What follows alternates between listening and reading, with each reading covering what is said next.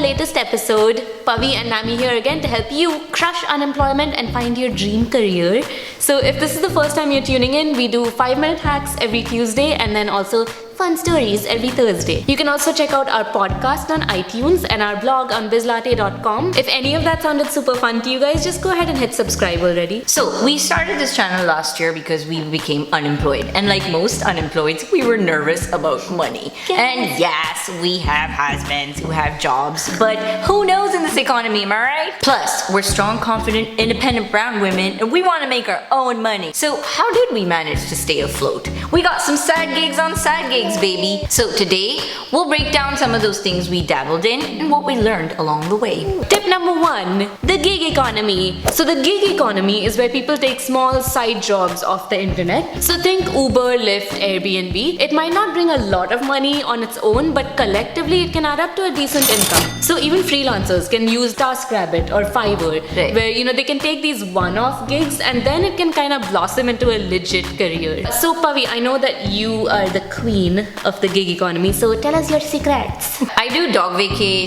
/ rover, which is sitting dogs on the side. I mainly started because when I got laid off, my dog Tuco would just stare me in the face and be like, "Get out of here, why are you here?" And I wasn't socializing him enough, so I was like, this is a great thing to do. And this was good for me because it was cash money on the side, so I can start and build my business. Yeah. But for a lot of you who are risk averse, want to reap the benefits of entrepreneurship, this is the best route to go. Because with the gig economy, you can control when, how, and where you work. Tip number 2, capitalize on your skills. So say you don't actually want to partake in the gig economy, you still have an alternative. You can still make money using your natural skills and abilities to take either side jobs, internships, or freelance gigs. So I've been a dancer all my life, so then I decided to just start teaching classes to just make some money on the side.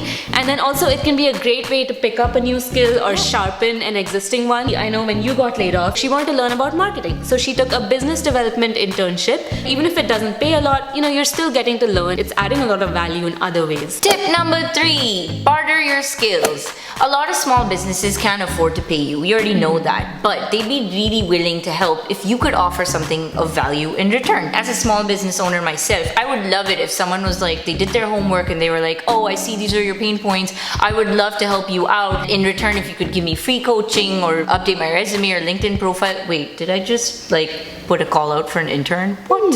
I don't know.